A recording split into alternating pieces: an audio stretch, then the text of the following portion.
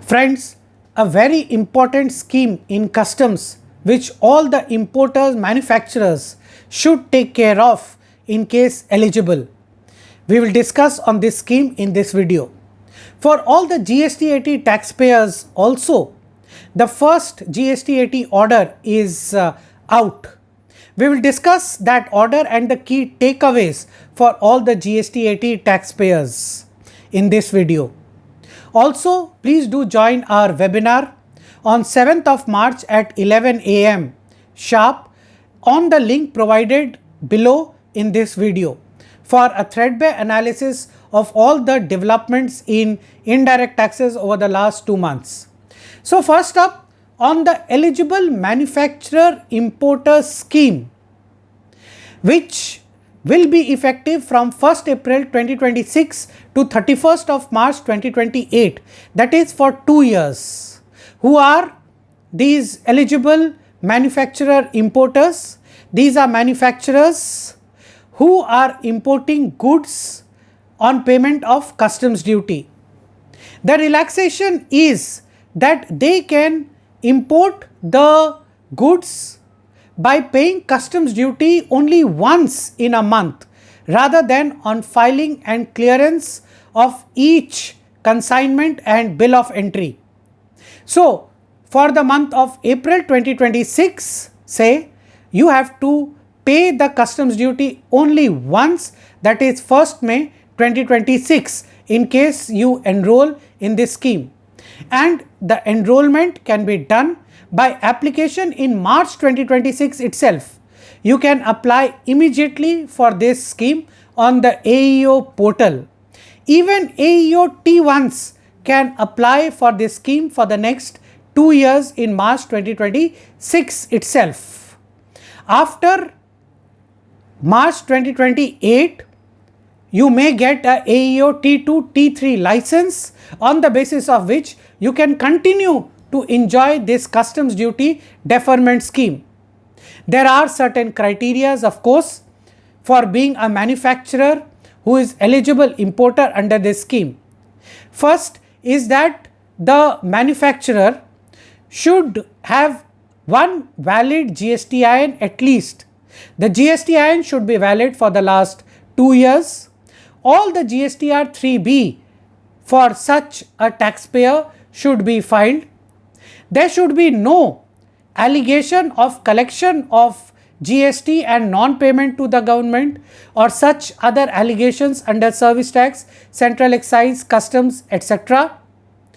The manufacturer importer should have filed at least 25 export import document, that is 25 shipping bill, bill of entries or both taken together should be filed by the manufacturer importer. Of course, the importer should have a valid import export code. It should have other valid KYC documents like proof of address, etc. And a CA certificate for solvency is required to apply for this scheme on the AEO portal.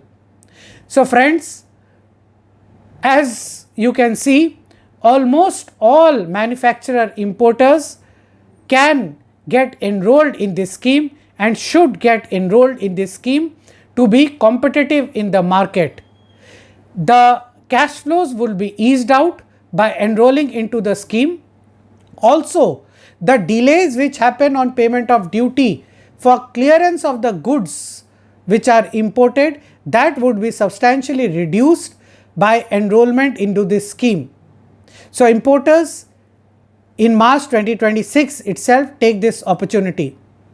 Now for all the taxpayers of GST who are awaiting to file the appeals before the GSTAT, there is the first order of the Honorable GSTAT Principal Bench by the Honorable President GSTAT himself. In this order, we'll discuss on the issues, the order and key takeaways. So the issues were two. One, there was a difference in financial year 2018-19 between the liability as per GSTR 1 and GSTR 3B. That is, the liability disclosed in GSTR 1 was more and disclosed in 3B and paid off was less. There was an allegation under section 74 by the adjudicating officer in this particular case. The Honorable Commissioner Appeals had upheld the difference between 1 and 3B, that it has upheld the tax demand. However, it has rejected the invocation of section 74 and it had passed the appellate order under section 73. In these circumstances, the appellant appealed before the Honorable GSTAT principal bench. The most important thing in this order is that the filing and the hearings both were online before the principal GSTAT bench.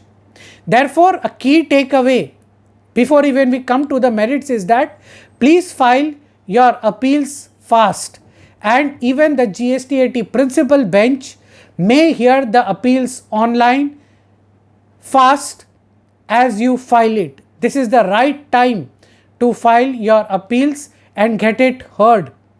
The Honorable President was here in January itself. You can see the video on our YouTube channel, Tax Connect YouTube channel, where Honorable President himself had directed all the taxpayers to file their appeals fast. So this order of the GSTAT, this first order, lays the foundation of that direction by the Honorable GSTAT President. For the merits of the case, the decision of the GSTAT was that the difference between 1 and 3B was due to the fact that certain credit notes were passed and were issued as per the books of accounts, but they were not disclosed in GSTR 1 due to certain technical and limitation glitches. Now, this was accepted by the Honorable GSTAT, and the credit note parts in the books but not disclosed in GSTR 1 due to certain glitches, they were accepted by reducing the liability in GSTR 3B. So this was an important takeaway from this decision. Therefore, if we apply the same analogy, the question is whether a input tax credit invoice where the entry and the ITC is taken in the books may not be so disclosed in the GSTR 3B, whether the same analogy would apply and relief be obtained. This needs to be seen going forward. Now, second decision in this case was that the conversion between section 74 to 73, that is possible in case there is no fraud, suppression or misstatement. However, that conversion from 72 to 74 to 73, that needs to be done only by the adjudicating officer and cannot be done by the appellate officer in its appellate order or by the GSTAT itself for that matter. The Honorable GSTAT had also held that it can also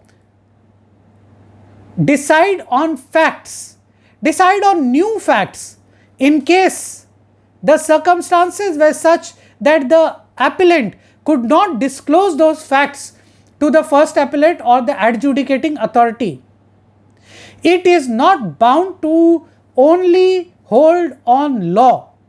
The Honorable GSTAT has distinguished the Honorable Supreme Court's decision in the case of Hamida versus Mohammad Khalid and held accordingly.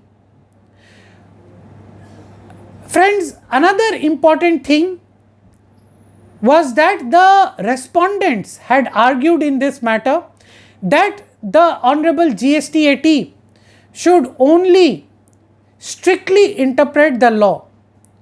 It was a case which was presented by the respondent and the Honorable GSTAT also distinguished that case in this matter. The most important takeaway is that the Honorable GSTAT has held in a human way that the taxpayer's rights should be protected, that the principles of natural justice should be followed, taxpayers should be given adequate opportunity of being heard. In the first few years of GSTAT, of the GST, there can be certain technical glitches and relief should be granted to the taxpayers in case due to those glitches there were certain defects in the compliances. So friends, this first order of the GSTAT on GSTR 1 versus 3B issue, this lays the base of all future GSTAT orders. Taxpayers, once again, please file your appeals before the GSTAT soon. We from Tax Connect have filed many appeals before the GSTAT online on the portal, and now the portal is also working fine. Thank you very much for listening. Once again, please join the webinar on 7th March at 11 AM on the link given below. Please do like, share and subscribe to this channel. Thank you very much. Stay tuned.